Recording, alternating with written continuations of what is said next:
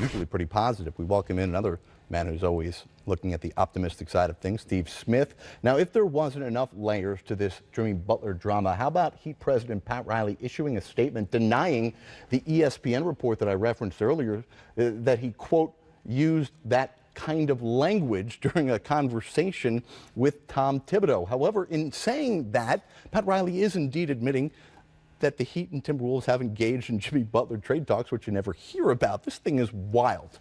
Yeah, it is. And I think whatever the language was used or not used, I think what's happening right now is when you look at two organizations, two presidents or GM, whatever the decisions makers are, is when you have a trade that's close to going down and then there's a monkey wrench thrown in it, this is where the other side gets upset because the deal doesn't go through. You have to go back and your players here, and obviously a business, but you had something set in stone that doesn't go through, it becomes upsetting. And I think they have to go back to the drawing board. And this is where I think on the Timberwolves side, they don't really want to trade Jimmy Butler if you're Tom Thibodeau. And if you're Pat Riley, we thought we had a deal done to make our team much better if you added Jimmy Butler. Minnesota last year, 15 games above 500 when Jimmy Butler played, 3 games under 500 when he didn't play. Much more in the Jimmy Butler drama to come with opening week tipping off just 4 days away, several teams facing major injury concerns. How about Russell Westbrook here? It's unknown if he'll be ready to play Tuesday night against the Warriors. Westbrook still not cleared for full contact following right knee surgery exactly 1 month ago, which has kept him out the entire preseason. Coach Donovan said that Westbrook is moving in the right direction, but Tuesday's still too far out to make a call. Well, we know Russell Westbrook is going to go 100 miles per hour, whether it's on the court, whether it's his rehab with his knee. One good thing for him is you want him to take time because when he comes out there, there will be no period where he's testing his knee. He will be going full blast. And good thing for them is they have a guy like Dennis Schroeder's doing a nice job at the point guard position. More on Schroeder later in the program. The start to Dirk Nowitzki's historic 21st season in Dallas is being put on hold. The 40-year-old won't be ready for opening night as he continues to work his way back from ankle surgery. There's no timetable for Dirk's return. Coach Carlisle saying on Friday that he expects Dirk to be out multiple weeks. As soon as Dirk does play, he will break Kobe Bryant's record for most seasons with one team. Coach also saying that the team is preparing to open the season without Harrison Barnes due to a hamstring injury. Well, you know, injuries is tough, and obviously for Dirk Nowitzki, you want to see Dirk come out there and just have that last swan song of him having a great career, and obviously I would love to see him on opening night. Everybody can cheer him, but once he gets back, we understand he's Dirk Nowitzki. He's earned the right to come in and knock down some jump shots, help this team, and I'm still glad to see him around. Harrison Barnes' injury is going to hurt them a little bit starting this season. A team like the Dallas Mavericks, who didn't make the playoffs, you want to try to get off to a good start. Well, the Spurs continue to take body blows. Derek White, the latest to get bit by the Spurs' contagious injury bug.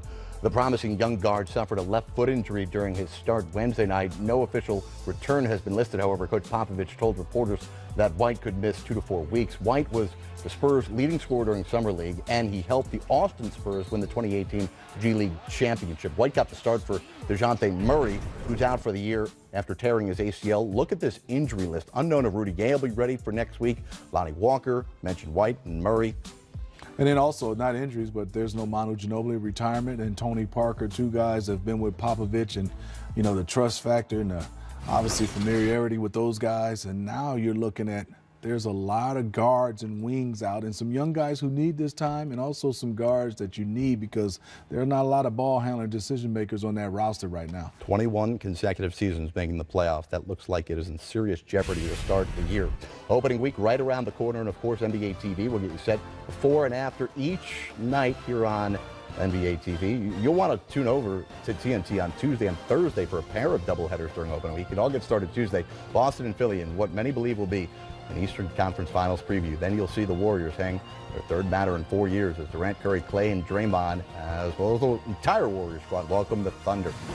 Still to come, the results of Smitty's 3-week project.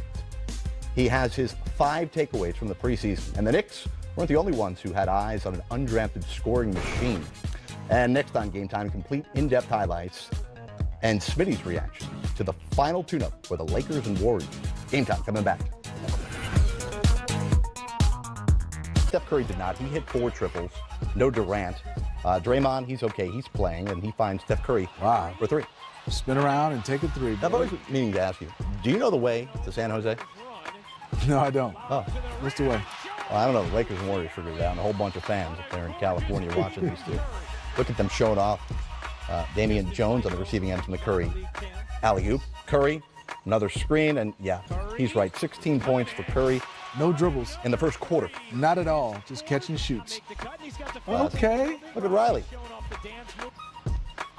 Showing a little dance move. Wait a second. JaVale McGee shooting a three. He's had one of those in his entire NBA career. That came way back in 2013 when he was playing for the Nuggets. A three-pointer for the new stretch five of the Lakers. Klay Thompson, he shoots threes. Yeah, these guys really shoot threes. Just love the way they play. Ball is moved around quickly. Klay had 21 points. What happens here? Ooh. Now, they were joking around before the game, Draymond and LeBron. Here, Michael Beasley, he's not kidding around. Gets right into it with Draymond Green. Beasley give it a tech. Moments later, Beasley walks back. Beasley and Draymond receive a second technical. Michael Beasley, he's gone. Real quick. Lance Stevenson and Quinn Cook fouls him. Now, Steve Kerr has said he is excited for the energy in the gym when these two get together 4 times a year. This is starting here in San Jose. Yeah, it is. You can see Cook not backing down, and Lance is early to the showers. Right, and again, these Lakers team, and Riley's still getting it in. Yeah. Extra points for the Warriors on that one. It's going to be good when they play in the regular season. It's going to be very good. So for what it's worth, the Lakers wrap Christmas Day. Can't wait for that one. The team, by the way, that had the MVP and won the most games in the NBA last season, the Houston Rockets, they played all their guys on Friday night against Memphis, and Carmelo Anthony. Look at this. Coming off. Melo, corner three. James. Remember, this team hit 28 threes in their previous preseason game. 28? That's a lot of threes. Let Melo. Okay, Melo's looking comfortable. Now, this is ridiculous. Okay, CP3, it's just preseason. Easy against my Spartan, Jaren Jackson Jr. Nothing you can do to keep a hand up. You can't get any closer to him. No, not at all. Mike Conley. So happy to see Mike Conley back. He had 15 for the Grizz.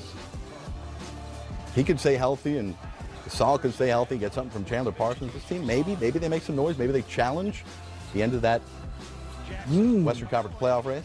Okay, Jaren Jackson playing bully ball against Melo. So good and so efficient, too. Jaren Jackson, 18.7. Cool. He looks very confident out there on the court. Yeah, he's comfortable with the basketball. And this kid is very comfortable, James Harden. Yeah, he had 23 points for the Rockets as they go on the road. And look at this. Rockets open up Wednesday against the Pelicans, and the Grizz have the Pacers. Have the Mavs found another international star? Highlights from Mavs Hornets and a discussion about the Doncic hype machine next on Game Time. How each of the first-year players are performing. Over the next few minutes, we're going to show you several of the top 10 picks from the 2018 NBA draft. Starting with number 3, Luka Doncic. Got the Dallas Mavs home for the Hornets, and here comes Doncic. The steal, put it up top, and Dennis Smith Jr. Look at the connection. This combination is exciting to see. You have both guys he can handle, and obviously you have one is a super high flyer. Look at that Malik Monk knocking that one down. Yeah. Guy who certainly wants more playing time this year. And by the way, watching Malik Monk some Monks in Dallas. Okay. Coincidence? I think not. More from Monk, the crossover. And then Willie Hernandez-Gomez, the layup. They're expecting big things out of him, the former New York Knickerbocker. Monk had 8 points and 5 assists. Okay. Doncic with a nice step back. It's a pretty good move. It's not quick, but he's deceptive, and he has some skills. Right. Separation, that's all you need, no matter how you get it. But you know he can play make, but creating for himself, right, as well, that's going to be watched. Defenders much better here than over in Europe.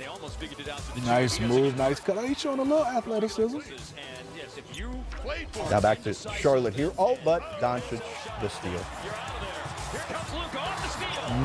Turns it into some offense. Worried about his defense too, right? So far, so good. So far, so good. He's comfortable. You can see right here. Great feel, great vision. Looked the defensive off with his eyes, and then it made a perfect pass. By the way, DeAndre Jordan asked on Friday night what he brings to the Mavs that they were missing. A sense of style, fashion. Charlotte got it going a bit. Miles Bridges, Nice three. We get comfortable, Sparty. 13 points, 7 rebounds for him.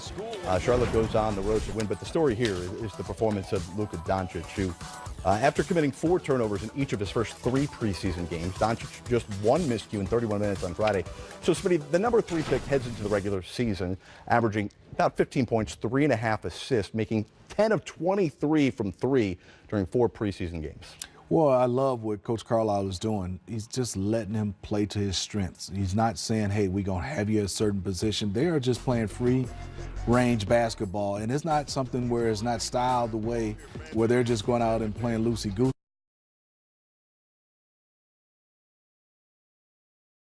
His feel. Is he a point guard? Is he a small forward? He's a basketball player. So is Dennis Smith Jr. And both those guys together, people have been asking who's the point guard, who's not, who's going to be the number 1 guy. You just go play basketball, and you have 2 unselfish guys who know how to play. And if you're playing to win, it will work out. And so far, so good for those 2 youngsters. All right, got some news out of Miami tonight. A report says that the Heat have agreed to a 3-year extension with Justice Winslow, who's often been talked about as a guy maybe the Heat are dangling out there in trade talks, or maybe one that they were protecting, wanting to hang on to, a former first-round pick back a couple of years ago. Had the Heat not gotten a deal done with Winslow prior to Monday, they would have had to wait till the end of the season to negotiate, at which time Winslow would have become a restricted free agent. We got the Heat and the Hawks wrapping up the preseason, and Jeremy Lin, wrong shorts. It's okay. You see that from the Charlotte Hornets the other day? Somebody forgot to wear their jersey. Jeremy Lin, new year. Go change. Gotta get the right shorts on there. Lin and the Hawks in Miami take on the Heat, and there's Jeremy Lin. Right shorts. He's playing well with the right shorts. Lin, 20 points, 7 of 10 from the field. Dwayne Wade playing. Okay, Dwayne Wade getting a little rust knocked off, and there's Trae Young. That looked like the game winner he had the other night. Well, the game winner was a little deeper.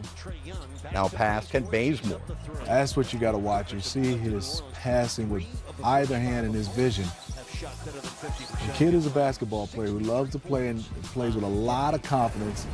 He's going to be okay. Played just 16 minutes, Trae Young did, scored 11 points, had 5 assists. Hassan Whiteside, curious to see what his role will be with the Heat, how often he'll play in big moments of games this year. Or Spoelstra often put him on the bench last year.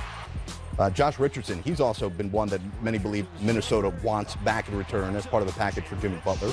Richardson, 24 points. Yeah, so he can do it on both ends. You can see his scoring is up, being able to knock down shots. He plays extremely hard on the defensive end. He's a nightmare, so the Heat are looking to reap the rewards from having his young guys. Look where we're going to. Sparty, the Breslin. The house I built. That's right, and Blake Griffin trying to tear it down there. Watch the rims. They're expensive. Easy, Blake. Got Detroit taking on Cleveland, where the East apparently runs through. Was that Channing Frye? That okay, is Channing with the left. Put it on the highlight reel for the year. Blake Griffin. Nice move. Yeah, this guy. He can score, we know that. Dwayne Casey wants him to be a passer, wants him to be a facilitator, a guy that can get the ball and do a whole lot with it. Blake, 11 of 17 from the field, 29 points. Ooh, he is going at the front line of the Cavs. Are you okay if Blake leads the team in assists rather than a Reggie Jackson? No, I mean, I like him being able to pass, but I think ultimately you got to have a Reggie Jackson leading this team in assists, because Reggie Jackson's guy's going to have his hands with the basketball, should be more than Blake. All right, that was Andre Drummond from Stanley Johnson. Drummond, 21 points, 15 rebounds. We also saw a highlight there from Colin Sexton for the Cavs, the 8th pick in the draft. Sexton had 8 points on 4 of 10 shooting for Cleveland. Spurs and Magic and another high draft pick. We've got Mo Bamba in action for the Orlando Magic, taking on the Spurs. And Mo, got the Bamba there. That was too easy. Okay. Not a lot of defense right now from the Spurs in this preseason game. And where's the offense coming from? Well, here, LaMarcus Aldridge, Patty. The ball's going to move with the Spurs no matter what. Right on the 2-man game. Now he's under 50%. Now Aldridge again, working on Jonathan Isaac. Ooh, way to take the young fellow to school right in that paint. DeMar DeRozan. That's what he's going to do, attack, right? He can attack. Interesting to see how DeRozan and Aldridge learn to share the ball where they like to work. And on the final night of the preseason, DeRozan leads the team with 20. LaMarcus had 13. The man-on-man, as we talked earlier, just injuries continue to devastate the San Antonio Spurs. Well, the Bucks, they can avoid injury. Feel they can go pretty deep in the Eastern Conference this year. More from Giannis Antetokounmpo's triple-double Friday night in Milwaukee.